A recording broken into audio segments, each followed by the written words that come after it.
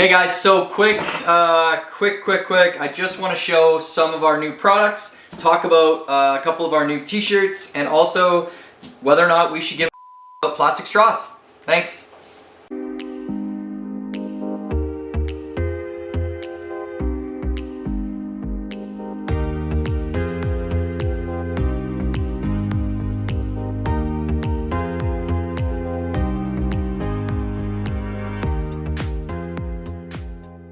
Okay guys, to start, really excited. Next week is the Niagara Coral Show, and we decided to pull together some new products for the show, and until probably the end of the show, we're gonna have the site, the online site, we're gonna have it tax-free, so make sure you check them out. We got some awesome new Turkish towels, 3 different patterns, 100% hand-loom Turkish cotton, and we also got some nice new varsity style t-shirts.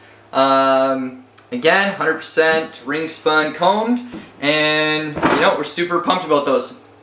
So now to get into what matters a little bit more is this whole discussion about plastic straws. So I hear it, you see it everywhere, and it's kind of become like this new celebrity thing where everybody talks about plastic straws.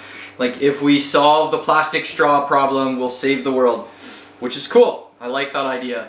I don't know how true it is, but I think it's a great step.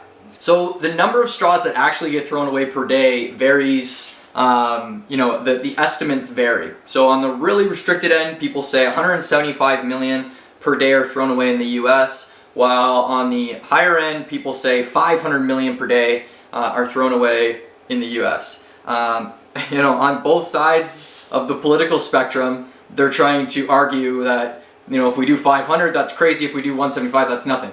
In my opinion, 175 million straws per day thrown away is insane, and it's something to bring that needs our attention. And of course, at 500 million, that works out to be 175 billion straws per year in the US alone. So that's a big deal. But why does it even matter? Why aren't we just recycling the straws? A lot of those questions. So the main reason why we aren't recycling straws is because straws are light, they're thin, they bend. So when they go through the conveyor belts and the sifting the strainers at the recycling facilities, they either contaminate recycling bins so they go into the wrong places, blah blah blah, which costs money to sort that, and obviously makes a lot of recycling areas or recycling facilities throw them away and send them to landfills. Of course, then a lot of straws are going to landfills. The vast majority of them are going to landfills. So one of the biggest questions that you hear is like, okay, in Ontario or like any landlocked city, why should we care about a straw? This straw is not going to get into the ocean, and I hear that all the time, and it makes me cringe. So first off, one of the main things is, of course, we don't want to be using a whole bunch of these, in my opinion, not necessity items that are plastic. So they have these carbon-carbon bonds, and they're really, really hard to get rid of, if at all. So what happens is a lot of these straws will end up in landfills, and they'll take hundreds of years to actually go away, if they go away at all. The other problem is once they're there, because they degrade so long, they also release pollutants into the ground and into the groundwater. So let's go back to Ontario. If we take a whole bunch of straws and we throw away millions of them per day, and they end up into our landfills, they're not only costing us money to bring them there, they're degrading for a really, really long time, releasing pollutants into the environment, into the water, into our water, ending up in the Great Lakes, all of that really nasty stuff. In addition, they're clogging up our landfills, making even more methane gas to come from our landfills. So problem after problem after problem for an item that most people don't need. And I know there's an exception. There's lots of people that definitely, need straws or can benefit from straws. But there's no reason why at a restaurant you can't just ask for a straw. Or, maybe even the waitress or the waiter, ask you if you want a straw. It doesn't need to come with every single item. Most of the time I can't stand drinking out of straws. I don't even want to drink out of the straw. So, just by simply asking people before, it would eliminate a whole bunch of them. And yeah, to go one step further, you can use things like paper straws or bamboo straws. And I agree, there is a lot of problems with that as well. When we use bamboo or we use paper, we have to use that resource, which in this case is trees or bamboo. which is obviously going to cause an impact of having to move all of that energy and creating all that energy to produce these straws, and of course the price.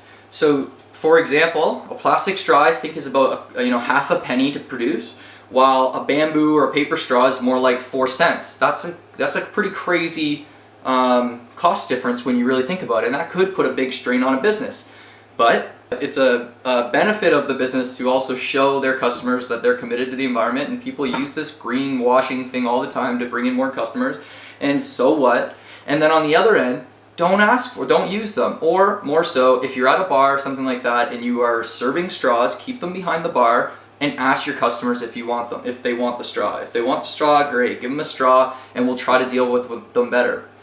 So moving on from that, sorry, I get a little heated about this. So the other thing is with the recycling of them. So they're a polypropylene plastic, and like I said, the main problem is that they're small, they're thin, and they bend, and they get caught up in, they make a mess of the recycling facilities.